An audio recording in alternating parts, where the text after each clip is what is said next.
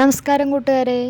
ഇതുപോലെയുള്ള waste materials കൊണ്ടിട്ട് നമ്മൾ ചെറിയ ചെറിയ ഫ്ലവേഴ്സ് ഉണ്ടാക്കുകയാണ് കേട്ടോ. കുട്ടികളുടെ ഡ്രസ്സിലൊക്കെ വെക്കാൻ വേണ്ടിയിട്ടുള്ള ഫ്ലവേഴ്സാണ് നമ്മൾ ഉണ്ടാക്കണേ. അപ്പോൾ അതുപോലെ ആദ്യം ഒന്ന് ഏതെങ്കിലും നമുക്കൊരു വലുപ്പത്തിലുള്ള മൂടി എടുത്തിട്ട് അതൊന്ന് കട്ട് ചെയ്തെടുക്കുക റൗണ്ടായ ഷേപ്പിൽ.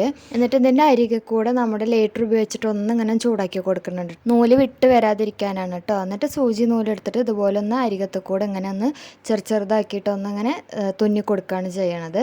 അതിന് ശേഷം ഫുള്ളായിട്ട് ഇതുപോലെ തുന്നിയെടുത്തതിന് ശേഷം രണ്ട് ഭാഗത്തുനിന്ന് നമ്മൾ നൂലിങ്ങനെ പതുക്കെ വലിച്ചു കൊടുക്കുക കേട്ടോ. അപ്പോൾ ഇതിങ്ങനെ ചുരുണ്ട് നടുഭാഗത്തേക്ക് ഇങ്ങനെ വരും. എന്നിട്ട് നമ്മളിതൊന്ന് സാധാ നമ്മൾ കെട്ടിട്ട് കൊടുക്കണ പോലെ ഒന്ന് കെട്ടി കൊടുക്കുകയാണ് ചെയ്യുന്നത് കേട്ടോ. 2-3 പ്രാവശ്യം കെട്ടി കൊടുത്തതിന് ശേഷം നമ്മൾ ചെറുതായിട്ട് അവിടെ തന്നെ ഒന്നും കൂടി ഇങ്ങനെ ഒന്ന് തുന്നി കൊടുക്കുന്നുണ്ട് കേട്ടോ. കൈത്തുന്നൽ ഒന്ന് തുന്നി കൊടുക്കുക.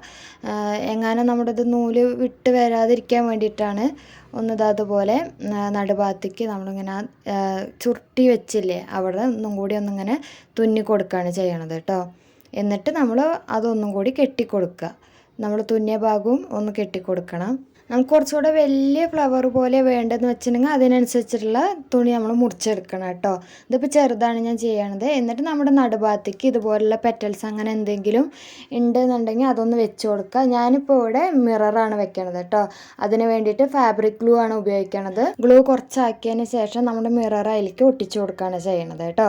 എന്നിട്ട് നമ്മുടെ ഇതിൻ്റെ ചുറ്റിൽ ഞാൻ സ്റ്റോൺ ചെയിന് അതാണ് വെച്ച് കൊടുക്കുന്നത്. അതുപോലെ നമ്മൾ മിററിൻ്റെ ചുറ്റിലും ഇങ്ങനെ ഗ്ലൂ അപ്ലൈ ചെയ്തിട്ട് ഇതുപോലെ ഒന്ന് ഒട്ടിച്ചു കൊടുക്കുകയാണ് ചെയ്യുന്നത് കേട്ടോ. എന്നിട്ട് നമ്മുടെ പാകത്തിനാക്കിയിട്ട് കട്ട് ചെയ്തെടുക്കുക. ഇനി ആദ്യം നമ്മൾ നോക്കി കഴിഞ്ഞിട്ട് കട്ട് ചെയ്തെടുത്തതിന് ശേഷം അതിലേക്ക് ഒട്ടിച്ചാലും മതി. അപ്പോൾ നമ്മുടെ ഫ്ലവർ റെഡി ആയിട്ടുണ്ട്. ഉണ്ടാക്കി നോക്കിയിട്ട് കമൻറ്റ് ചെയ്യാൻ മറക്കരുത് കേട്ടോ.